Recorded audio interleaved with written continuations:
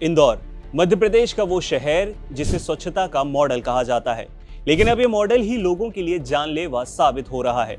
15 मौतें, 200 से ज्यादा बीमार और सबकी वजह है पानी। हाँ, वही पानी जो आपका हक और आपकी जरूरत है, लेकिन इंदौर में वो हक मौत बनकर सामने आया। भागीरथपुरा इंदौर का वो इलाका जहां लोग रोज पानी के लिए लाइन खोलते थे और निकलता था सीवेज वाला गंदा जहरीला पानी। जी हाँ, शौचालय का पानी जो ड्रेनेज से सीधे पीने के पानी की पाइपलाइन में जा मिला और लोगों की मौत की वजह बन गया।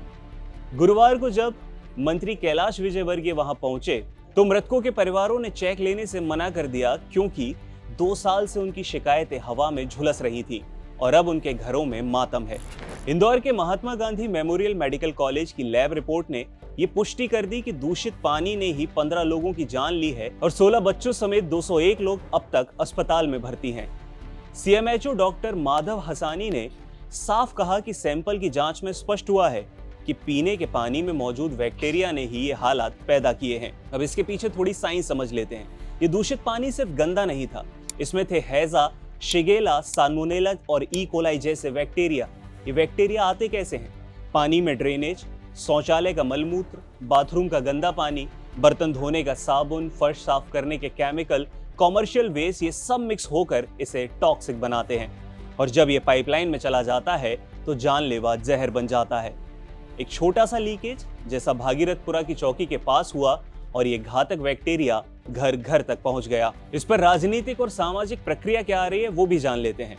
नेता प्रतिपक्ष राहुल गांधी ने कहा कि साफ पानी कोई एहसान नहीं है, जीवन का अधिकार है। इंदौर में जहर बटा और प्रशासन कुंभकर्ण की नींद सोया रहा। पूर्व सीएम उमा भारती ने लिखा कि साल 2025 के अंत में इंदौर की ये घटना हमारे पूरे सिस्टम को कलंकित कर गई।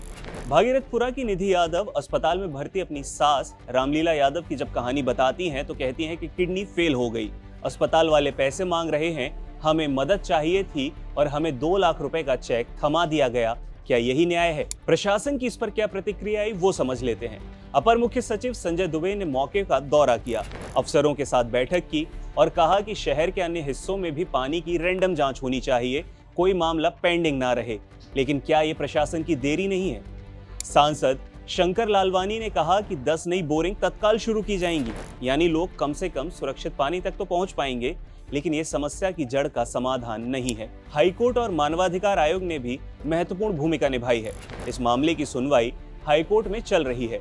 सरकार की स्टेटस रिपोर्ट अभी सिर्फ 4 मौतें ही बताती है, जबकि मेडिकल रिपोर्ट 15 मौतें बता रही है। राष्ट्रीय मानवाधिकार आयोग ने भी संज्ञान लिया और 2 हफ्तों में विस्तृत रिपोर्ट मांगी है, जिसके बाद इस घटना को बेहतरी से जाना जा सकेगा। लेकिन कुछ सवाल हैं जो अब भी खुले हुए हैं। सीवर का पानी पीने की पाइप में कैसे मिला? बार बार शिकायत के बावजूद सप्लाई क्यों नहीं रोकी गई? जिम्मेदार अफसर और नेता अब तक सजा क्यों नहीं पाए? इंदौर का स्वच्छता का तमाशा अगर याद करें तो ये शहर पिछले साल स्वच्छता अवार्ड जीत चुका था, लेकिन अब वही शहर, वही पाइपलाइन, वही प्रशासन लोगों की जान ले रहा है।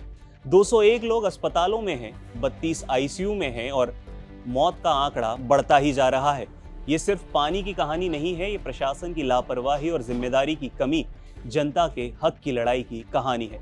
तो अब सवाल यही है कि इंदौर के लोग कब तक जहर पीते रहेंगे पानी की तरह? कब तक प्रशासन की नींद के चलते लोग मरते रहेंगे? 6 जनवरी को हाईकोर्ट में अगली सुनवाई होगी, लेकिन जरूरत है जवाबदेही की और अब तुरंत सामने आने की, क्योंकि साफ पानी एहसान नहीं है, यह आपका हक है और किसी का अधिकार नहीं है इसे मौत में बदलने का।